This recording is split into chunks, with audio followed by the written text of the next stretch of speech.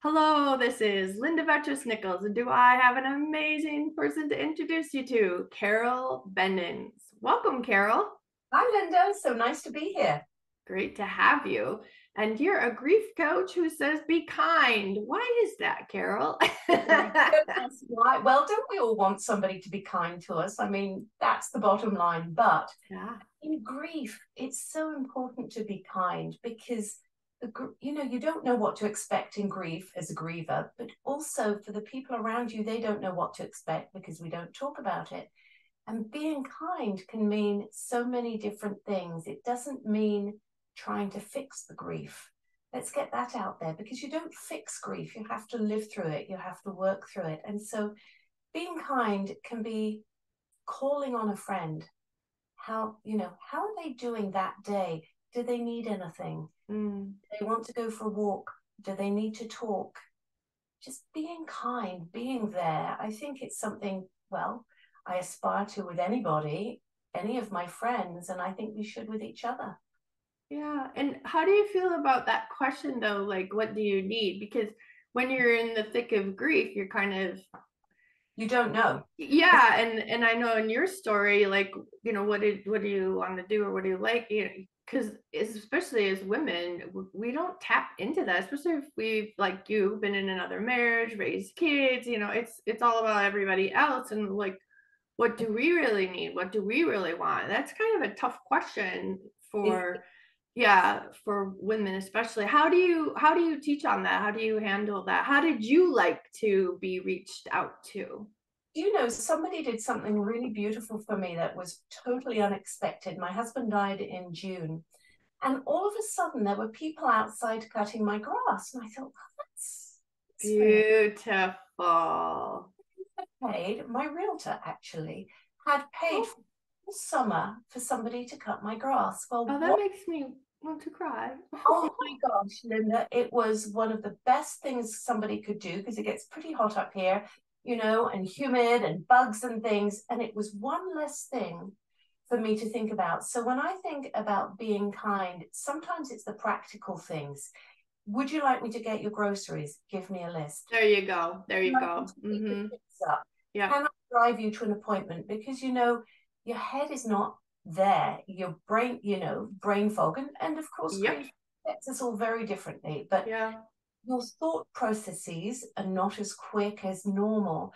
And so to have somebody say, you know what, would you like me to go and get this for you? And keep asking because, particularly as women, and there are two things I want to say here. Women do not ask. Grievers often will not ask for help. We sit in it. We think we're strong. We can manage it, and nobody will understand. And perhaps they don't. But just the offering of, "Can I go for a walk with you?" You don't Mhm. actually have to say anything. Would you like Yeah. a cup of tea? And my sister taught me this. This was because she lost her husband. She said, people ask you out for a cup of tea and you don't feel like it. So you say, no, thank you, no, thank you. And then they stop asking. They do. I had that too. Yep. When I had my second baby, and then it stopped. And when I really needed it, it wasn't there. Everybody was busy again. Right. So a tip for a griever is this: say to them, I'm not up for this now, but please keep asking me. Ah, At one point, I'm going to say yes. When I'm ready, I'll say yes. Give me a rain check. Keep asking. And if you're listening to this and you're not a griever but know somebody who is grieving, keep asking. Eventually things soften a bit for them and they may feel like, you know what, I'd love a cup of tea. I'd love a walk with you. yeah. Thank And you. sometimes people think they're just doing it out of duty and, clearing their schedule just because, or so sometimes maybe it's even kinder to say, you know what, I have an opening this morning to take a walk, and I would love to take a walk, and I would love to have you join me. Are you up for that? Rather That's than throwing that decision making on the other person. Yeah. Does that make that's sense? so great. Yes, because the interesting thing is decision making is so challenging Yeah, in it's called decision fatigue, isn't it? because people don't realize how many decisions you have to make as a griever right from the moment, right, it Yeah, happens to yeah. Even oh, at the grocery store, everything. Yes, I don't grocery. need two of these, or what do I freeze this one, or like, right? You're just in a muddle. Yeah. You're a total muddle. You can't think. You have to make hundreds of decisions about estates and wills and people and all of that stuff right at the very beginning. Yeah. And it's hard. And then you've got life, and we only get what, 2 to 5 days bereavement leave here. Oof. How ridiculous is that? It's barely time to organize a funeral, and yet Oof. if somebody's had a baby, which is joyous most occasions, they'll get 6 months to a year. So how, Wow, what a shocking difference. right? So you've spent 10, 20, 30, 40 years with someone, they Yeah. die. Yeah.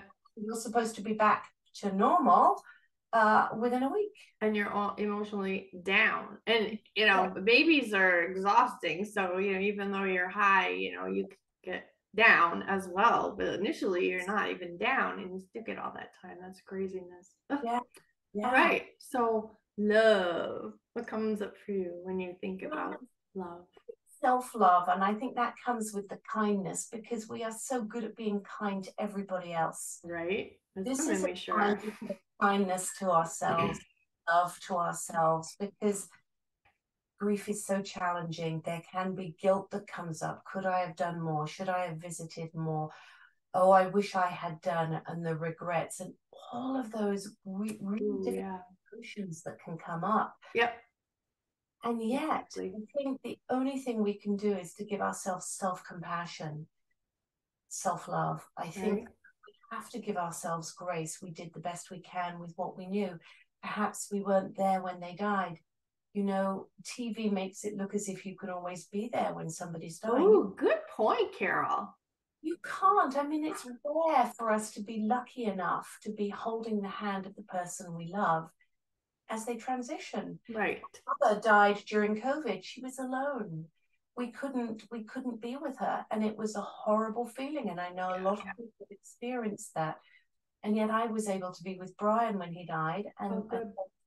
be there. And that was a real privilege, and I feel lucky. But we have these feelings of I should have been there. You know, you could have just gone to the washroom and it happened. So we don't. Right. Just like So having a baby, you know, yeah, husband steps no, up to do some, partner steps up to do something, pop that baby right out. I'm like, whoops. exactly, exactly. So love, I think of love, you know, love to self. I think that's really important. And I think, and it's a really funny thing to think about as a griever, but we have to give grace to those around us, love to those around us, because they don't know how to deal with this either. Yes, They've never. absolutely. Grace for yourself and grace for others. I love that.